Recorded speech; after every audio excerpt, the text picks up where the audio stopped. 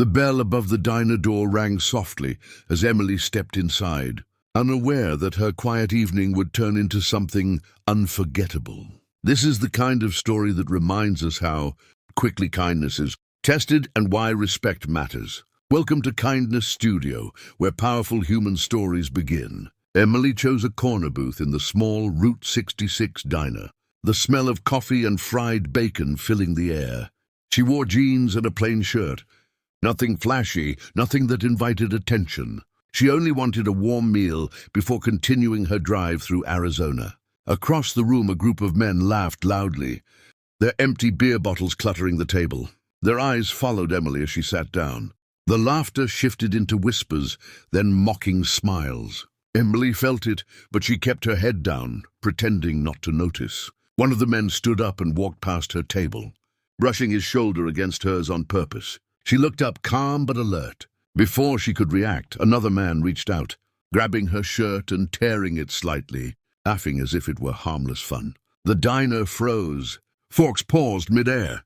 The waitress gasped. Emily stood up slowly, fixing her jacket and meeting their eyes without fear. There was no panic in her face, only disappointment. You shouldn't have done that," she said quietly.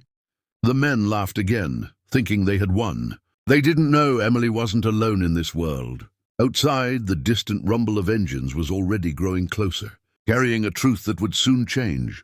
Everything, the laughter hadn't, fully faded when the low, thunderous sound reached the diner. At first it felt like distant traffic, but within seconds the windows began to tremble. One by one, heads turned toward the glass as the unmistakable roar of motorcycles filled the night. Emily didn't look surprised. She only exhaled slowly, as if she had been expecting this moment all along. Outside, nearly a dozen bikes rolled into the parking lot, their headlights cutting through the darkness. Engines shut off in unison. Heavy boots hit the ground.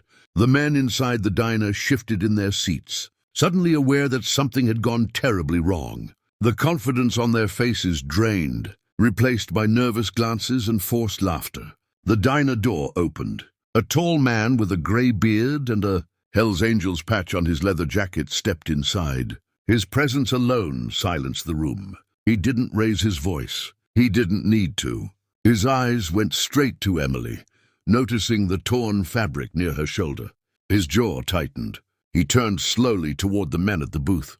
"Which one of you thought this was funny?" he asked, calm but heavy with warning. No one answered. One man tried to speak, but his voice cracked. The waitress backed away, already reaching for the phone to call the police. Before anything else could happen, Emily stepped forward and placed a hand on her brother's arm. "It's enough," she said firmly. "I'm okay." Her voice carried strength, not fear. The brother nodded, stepping back, respecting her choice. The police arrived minutes later. Statements were taken. The men were arrested for assault. As the diner slowly returned to normal, Emily paid for her meal, thanked the shaken waitress, and walked out with her brother. That night, no punches were thrown, but a powerful lesson was learned. Respect isn't optional, and kindness, when protected by courage, is stronger than fear.